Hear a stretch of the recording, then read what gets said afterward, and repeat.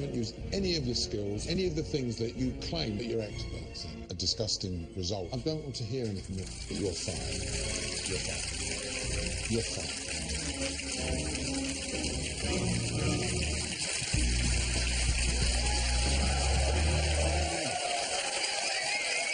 Good evening, I'm Jack Dean. Welcome to Apprentice, You're Fired. Well, this week, the candidates set up rival discount stores in Manchester's Arndale Centre. Although Gary seemed to misunderstand the task and be trying to set up the world's most disappointing theme park. Just take a handful out and add to the presentation, and we've got our little beauty world then as well. The house world. So this is our toilet world. So that's his business plan. Come to Toilet World. Yeah, not sure about the water slide.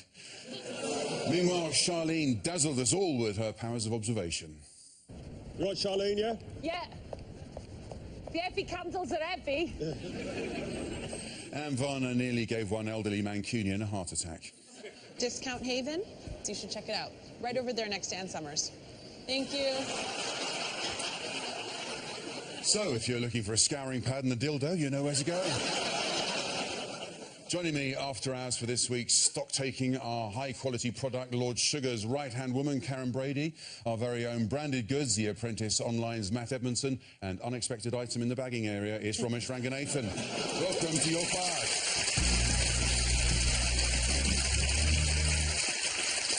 In tonight's cast, one candidate was hoping to do trolley well, but he couldn't quite cash and carry it off. So, no, I know that was a very poor quality pun, but it was incredibly cheap. I got it from a discount store. Sam, I have visions of you just going through the motions. You may have reached the end of the road here. Sam, you're fired. Thank you. Thank you, anyway. Thank you.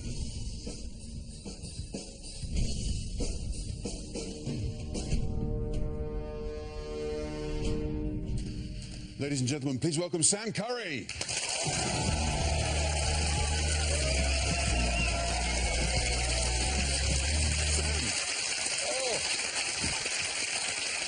Welcome to the show. Thank you. How are you feeling? You okay? Yeah, okay. That was one of the tensest boardrooms, really, for some time. There was a lot of the tension, I have to say, was in your face, but you got, you know, you got really angry. I'm not used to seeing you like that. What was it like having to fight for your survival?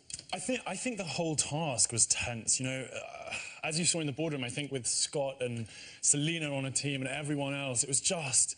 Everyone was just at each other the whole task. And do you know what? By the end of the boardroom, I was like, thank God. Karen, were you surprised to see Sam showing his teeth like that at that late stage? I think what a lot of people don't realise is the pressure in these tasks mounts week after week after week. And it's about this time that people start to realise that, yes, it's important to work as a team, but you need to defend yourself. And I think that's exactly what you were doing. Good. I love you, Sam. I really do. Thanks. I found your losing your temper in the ball, well, or looking to lose your temper, looking like you lost your temper, like very entertaining. Sort of the way you just sort of went, that is outrageous! I can't never so insulted with my reputation! It was brilliant to watch. Just like rapiers and just like a foot on like... Right. Yeah. Brilliant. As we've seen, it was another very highly charged boardroom for you. Let's see how you ended up there. It sounds to me less of a pop-up shop, more like a cock-up shop. Total price of £333.70. Total amount is 368. Brilliant. Yeah? It's not. No, it's Is it not? Hold on. You messed up on calculations yet again. It was quite embarrassing. Sam was sort of crawling around on the floor with his calculator. It wasn't my finest moment. He didn't have a good day yesterday. He messed all the figures up, and he's lost his way again today. Hi, sir. How are you? Do you want to come and look at our new discount store? Sir? No worries. Self-tan wipes, they're really good. Do I look like I need a time? Well, no. Well, you may have reached the end of the road here. Oh, shut up. Screw that. Yeah, it's an important rule of business. If at first you don't succeed, screw that. Well, look, Sam, you admitted yourself you're not very good at maths, but you're not even good at calculators, are you? Why happened with the cash and carry then? Because that was where there was quite a big mistake there, wasn't there? I think it was to do with this 2.5% or something that we got off right at the end. And I think also we worked out if we were to take 2.5% off, we'd buy 6 extra selfie sticks or something like that. So do you know what? Yeah. Screw it, right? Okay, I think that was my attitude. I was like, numbers, go away. Okay, so Matt, do you have any sympathy with Sam? How's your maths? Massive sympathy. I think the problem is you're too nice, right? So someone says, someone needs to do the maths, they give it to Sam because you're not going to argue. You're not there to self-preservate, as Brett would say. Have that in mind.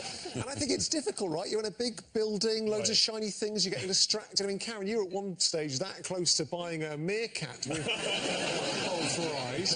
Very easy to sort of go off the track there. Yeah. And I think we've all had that thing where you go for dinner at a restaurant and you have to split the bill and everyone adds up their own bit and at the end you're £4 short. Right. And someone's not added on the whatever Service charge, percentages. yeah. Exactly. Yeah. So I can totally sympathise with you. Was there any part of you that was slightly annoyed with Karen the way that she grasped you up? Because you must have thought you'd nearly got away with it, and Karen went, "Oh, hold on a minute." But you properly put the boot in. Just no. Alan Sam needs to know everything. That's Alan to me, Lord Sugar to you, Robin. Yes. Yeah. He needs to know everything. Well, I've been told. I think that's called thug life, isn't it? Yeah. So you had trouble with figures last week as well, didn't you? With the handyman task. Yeah. Do you? I mean, so this started to happen rather regularly. Were you volunteering to be in charge of sums, or No. No. Well, I think what happens a lot in the tasks is so many figures are thrown around and someone's like, oh, but we need 5 more of these, and actually give them 2.5% off and take this. And so sometimes it's not necessarily just the figures themselves, it's all the noise, and you're kind of writing down like hundreds of different calculations. Because, for example, the task before with the construction, when we had the 2 figures, I think it was a £100 discrepancy, it's because we made up a figure based on how many hours we should work, and then Brett was like, oh, just chuck on £100 and we'll do it at that. So then you're like 7. Oh no, wait. Do you know what I mean? Well, now I'm sorry. confused, Were you struggling to add 100? Is that what Yeah. It wasn't just your maths that Karen and Lord Sugar weren't too impressed with. It was your selling skills as well. Was that a fair comment, do you think? I mean, everything's relative, right? I'm not the best seller in the world. I had a good day on the first day. I think I sold more than Scott and as much as Selena, and on the second day as well. I'm not a salesman, naturally, but I thought I did an OK job. I think part of your problem is you don't look like a discount store dude. I'll take that as a compliment. Yeah, well, you look like somebody that's accidentally wandered in there by mistake. Do you know what I mean? I might as well sell some stuff while I'm here. So there's a lot of friction within Team Connexus this week. Now, were you feeling that, particularly that friction? It was awful. It was just Scott and Scott. I mean, they're lovely, but on certain tasks, very easily angered. Yeah. And I think when you're trying to kind of progress as a team, everyone kept talking about teamwork and positivity, like we're on some sort of yoga retreat. But like, it is important, and I think everyone was at each other's throats, and as you can see in the episode, everyone was like, I want to sell most, I want to sell most, and it was like, It was almost like it was some sort of competition. What was that flare-up between Scott and Brett? What was all that about? Because that almost came to fisticuffs, it looked. Yeah, like David Attenborough probably should have narrated that little... Yeah. Like, and here we have 2 male. Because you can clarify for us, Karen, you were there, weren't you? Yep. Brett didn't actually say, I will smash your face in, did he? He just said, do that again, say that again to me and I'll... That's exactly what happened. The tension was really high, and I think this sort of rumour went round the team that individual sales was much more important than teamwork. So everyone was then out for themselves, and everyone was trying to sidetrack everyone's sales, and everyone was jumping on people's sales, and pressure started to build up. And Scott was messing around with what things go at the front and what things don't go at the front, and there was just a face-off. There was a lot of tension between you and Scott in the boardroom and afterwards. Have a look at this.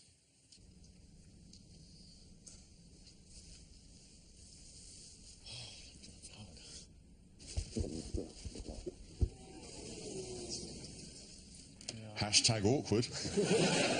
What happened there? Did he just walk off? Yeah, he did. We were both really angry at each other. Scott went for a kind of personal attack, which was unsubstantiated. He doesn't know me that well. And I think he got bits of different information from throughout the house and kind of formulated an attack that wasn't fair. I thought Scott was bang out of order, actually, Thank you. if I'm being honest with you. He's been such a nice guy throughout the process, and then in that boardroom, he suddenly turned. Like he went. It was like he thought, I've had a bad task here. Yeah. I'm on the firing line, and then he spotted that he could attack you, and then he just went for you non-stop. It was insane. Well, Scott certainly had a lot to handle as project manager, and it didn't look like he enjoyed himself very much. Let's have a look at this. Scott has not had an easy day. Right here. Anyone got a smartphone, iPhone? You didn't know what I was going to say. Anyone want to buy any Maltesers or, body wash or anything? No? Just So I thought to myself, okay. everyone thinks their idea is the best and it has to be that way. But everyone's annoying me in some aspect. I think there's a heated moment of just everyone just... Having a go at you, Scott. I sold the most yesterday. OK, you did sell the most yesterday, but this morning you didn't. Whatever. Yeah? I want that stuff in there. Speak to me like that again. This is horrendous. It wasn't pleasant, though, was it? It was a very nice experience. Yeah, and before you write in, they were talking about the task, not visiting Manchester. What did you think of Scott as project manager? It felt like Scott had a very personal week and took everything very personally. Like, even people walking by, strangers that didn't want to buy a selfie stick, he really took it to heart. Like, all right, you don't want a selfie stick? I mean, whatever. He'd gone borderline insane. Like, he was on the escalator, tried to sell Maltesers, and then went, oh, don't talk to him. How is that transaction going to go forward? How are you going to do the change? What are you talking about, Scott? People are not... There's no transaction that has been done on an escalator. Just try to PDQ it. They're not being rude. They think you're mental. Karen, you were full of praise for Varner and Brett. Well, as you've all alluded to, the dynamics in the team didn't work. Scott talked himself more and more into a negative, mindset, and that spilled over into the team. But saying that, Brett and Varner were always upbeat, they were always pushing forward. I think they realised, if no one else did, that actually if your team win, neither of you are ever being taken back into the boardroom, and I think the rest of the team sort of forgot. Well, you say that wasn't Brett the one who sort of said, hang on a second, it's every man for himself here. He's obsessed with statistics, obviously, and knows that Lord Sugar's got some spreadsheet somewhere where he's clocking up sales and wins, and worries that it's going to come back and bite him on the bottom when he's in the boardroom But later when on. they were sent out to go and do the marketing, they did go and do it. Well, they didn't stand their ground like some others who didn't want to be told where to go and continually kept on and on and on and moaning, which actually brought the whole morale down. They didn't like it, but off they went and they did it to the best of their ability. OK. Sam, you said Selina was very negative, but she didn't look any worse than any of the others. I just think maybe in terms of the dynamic of that group, with Selina and Scott, I certainly found it harder working with the two of them in conjunction than when I was working with Brett and Varner. Yes, not so easy going, as it were. You hate her, don't you? I don't know what's going on with Selina, because I watched the show and I quite like her, but everyone seems to really hate her. And I think the problem is her resting face is quite kind of grumpy. I can't imagine what that would be like to live with Jack. In fairness to Selina, she got taken away from selling twice, so she was a bit upset by that, and that's fair enough, isn't it? If she felt she was being perhaps manipulated in the way she didn't want to go in. What were your thoughts on Selina in that task? Well, she really made her feelings known. Yeah. But I think there are times in business when you're asked to do, everyone is asked to do things you don't particularly want to do, things that you don't think that you're particularly skilled at. But if you're tasked with doing them, you have to make your point and then get on with it. And that's the point I was making about Brett and Varner. They made their point, but they actually got on with it and they carried the task through. Whereas Selina has this sort of hangover effect of carrying on the disappointment with people, and her body language was... She never gets listened to, though, that's the thing. I think there's a slight boy who cried wolf thing with her, where she can sometimes make good points, but because it's come from Selina, everyone goes, Selina, we're not interested, we don't care about your points, just go and do whatever. But then is that not a learning experience about how to communicate with people and how to come across, to get yourself heard? She's not a wordsmith, Sam. Well, let's move on to the winning team, Team Versatile, with their project manager, Gary. He came in for some criticism from Claude, but he delivered a fairly impressive victory. How did you think he got on? Well, Gary is Mr. Corporate. He's spent his entire life in retail, and boy, did it show. I mean, he was talking about customer journey, the halo effect of lowering prices, and actually... he was very good at it. I absolutely loved Gary. I thought he was brilliant. And I think that he's got the great enthusiasm. I'm really pleased that he did deliver, not least of all because he gets to keep the nickname The Postman, which would have sadly gone if he'd lost the task. But also, just his enthusiasm about setting up those zones and those areas, asking, does a jammy dodger go with washing powder? Unless you're in a Heston Blumenthal restaurant, no, it doesn't. But in that case, nice. No one, including Gary, seemed to understand the concept of a loss leader. I think they soon realised, because they were a couple of doors down from a very well-known pound shop. Yes. And I was trying to think of what it was called. A land of pounds. Yeah, exactly. And people were coming in going, oh no, it's cheaper over there, it's cheaper over there. So they had some market pressure that they had to respond to. But they actually chose very good products. Their store looked pretty full, whereas ours looked, I mean, well, not ours, yours. Yes. Did he do the right thing by going off to try and restock 2 hours before they were going to close? Do you think that was a smart move, or...? No, I don't. Because actually there were some items of theirs that were sold out. So had they gone earlier in the day, they would have got the margin. But actually the whole point of this task is it's the cash you have, the stock you have, that is the value of the business. I think another instant sacking moment is when David asked for clarification on how much the item was that guy bought from the pound shop. What, that was £1? Yes, mate. Clue's in the name of the place, right?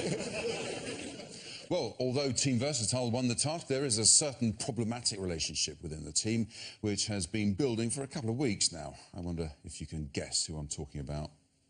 Hey, ladies, how you doing? No, Richard. We're selling today lovely candles. Selfish idiot. I think the thing with Richard is that he thinks that he's better than everyone. Who's that? It's Richard, how you doing? What we wanted to do is give you some... Can you stop talking 1 second, Richard? Is David there, please? I think Charlene absolutely doesn't trust me. Richard, because he is a little bit irritating, he really gives you that extra edge because you just want to smash him all the time. Do that again, Charlotte. Mate, it's all about selling the maximum. So all we want to do is Charlene, absolutely first of all... At the end of the day, you snooze, you lose. Honestly, she is a nightmare to work with. Just be a little bit more professional, Charlene. Yeah, and you too. Do you fancy, when you move to London, getting a place around there? Charlene? Yeah, not with you though, Richard. Oh, please move in together. That's a reality show I'd watch. Karen, Charlene and Richard, they just seem to rub each other up the wrong way the whole time. What did you think of that? What did you make of it? Well, they're both very competitive people, and they both really want to win. I mean, their dynamic is quite similar, although different ways of translating that style. And each one wants to get the upper hand on the other. So Charlene's saying, well, I don't want to speak to you, I'll speak to David to try and put Richard down. Richard's, you know, putting Charlene down by questioning her professionality. So I think it just sometimes you get personality clashes. In the case of Richard, who's obviously very effective, but is difficult to work with, would that work against him in the process, like with Lord Sugar, as you've made it clear I need to refer to him as, would Lord Sugar put that into consideration? Would he think, no, he's really effective and it doesn't matter that he's working as well in the thing because he's going to be a leader going forward?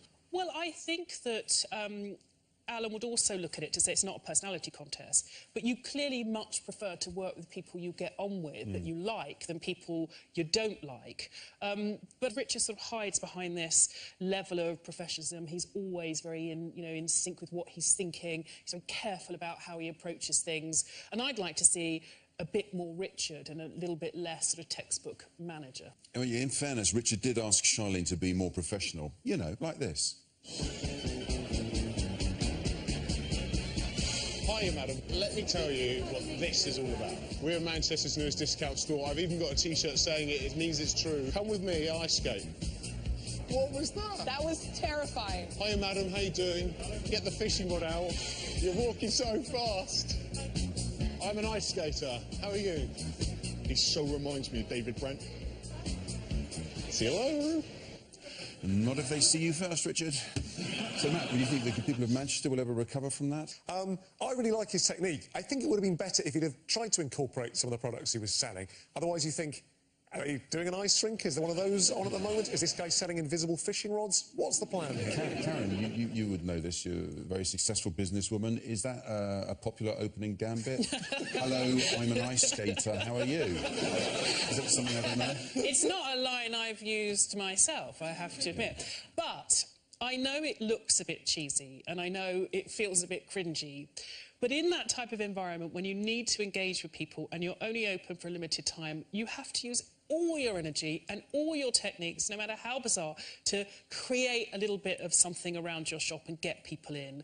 And that's one of the reasons why they won, actually, because people got so, watching Richard skating, and people went in and they bought something. And unfortunately, the team I was watching didn't have the same technique and didn't draw enough people. Didn't do the same thing. OK. So, Sam, although this week didn't go so well for you, probably your high point was week 5, when you were masterminded, really, the wonderful Snotty Dink when they were writing children's books. Here it is.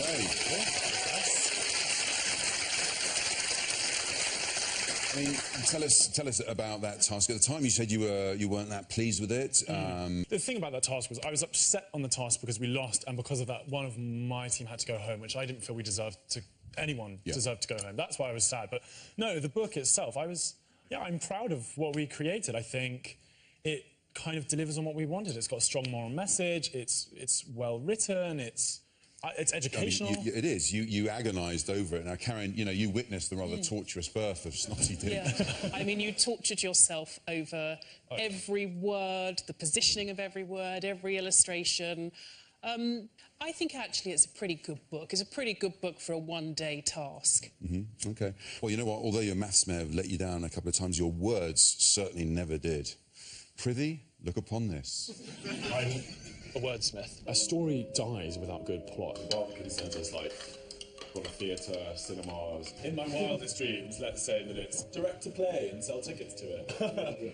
He's very theatrical. So my advice is when you're talking about the calamari, you want to bring out, the spicing of the cayenne, the sourness of the lemon. He likes to kind of complain about things like he's some sort of Shakespearean hero. I think there's this sort of shadow of the unused calamari hanging over us. Sam did try and teach maybe the likes of Brett and McGim how to speak, a little bit more correct. Sam always gives elocution. Sam always gives those lessons to people. Yeah, elocution lessons. Yeah, they don't always work, though, do they, David? So you're a lover of language. Did you find that helped in the process, apart from writing Snotty Dink? In this process, maybe not, but I think in life in general, absolutely. Like I've always kind of professed the virtues of language and communication. I think the world dies without language. It's how we connect as humans, mostly. You probably found a kindred spirit in Brett, didn't you? Do you know what I will say in Brett's defence? Potentially, the amount of neologisms and coinages that Brett comes up with, maybe in today's day, we might claim, herald him as the new Shakespeare. Like, he's creating his own blooming dictionary. It's quite creative. Sorry. The day that we declare Brett as a new Shakespeare is the beginning of the apocalypse. Probably, yeah. So, Sam, sadly, Lord Sugar won't be investing in your business plan, but let's see what advice he's got for you for the future. Sam, a charming chap, highly intelligent and a lot of academic qualifications. Education is a fantastic tool, but of course the most important thing, and particularly in business, is life experience. And you can't pass exams, really, about business. You learn most of it from actually doing it. I found him very creative, and that can be a very, very useful tool for him in future. He needs to make sure he applies it in a way which can be commercially viable, and that's something which he needs to turn his attention to. So, some good advice, eh? Lord Sugar really rates you as clear. He finds you very creative, but you need to find a way of making it more commercially viable. Is that a fair comment, do you think? Is that something you'll take on board? Yeah, I think his comments, about life experience. I'm 24 and I've only, I was at university, so I've only had 2 years out of it. So I think that's valid. I think creativity and commercialism is a difficult line to tread. Yeah, but it's difficult to get the balance right. And what is next for you, Sam? What are you up to? I'm starting a tutoring company. It works on a subcontractor basis, so we have different tutors that we send out. So I am not tutoring anyone in maths. It's okay. Well, it's time to find out whether we agree that Sam was the right person to be fired tonight. Karen, do you agree that Lord Sugar was right to get rid of Sam at that point? I do. I think, as Alan said, you're absolutely charming, but you've gone as far as you could go in this process, and I think it was the right decision. OK. Matt?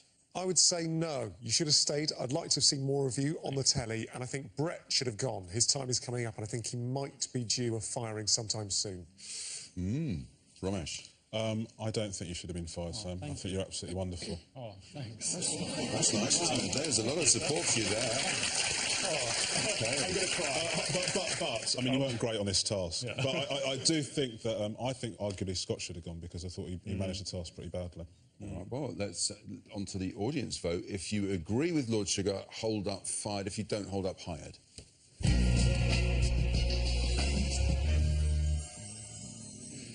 That is 50-50, I would say.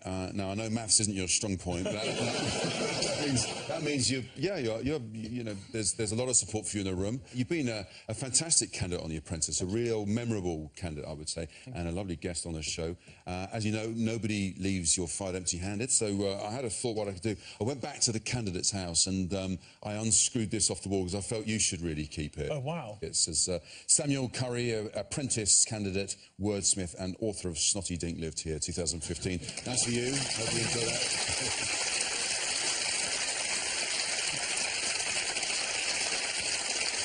Okay. Well, Sam, you've given us some great moments. Let's have a look at your highlights.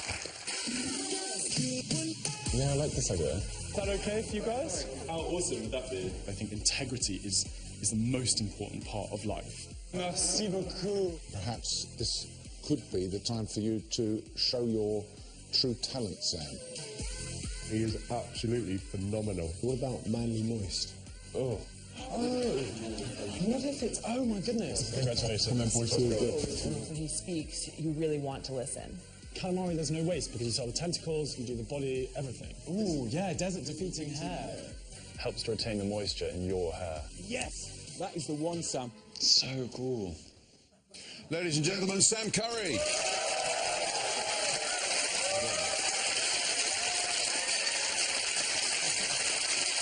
Well, that's all for tonight. Thank you to Karen, Matt and Ramesh. So it's on to task number 8 for our candidates. What you need to do is to throw the birthday child a party to remember.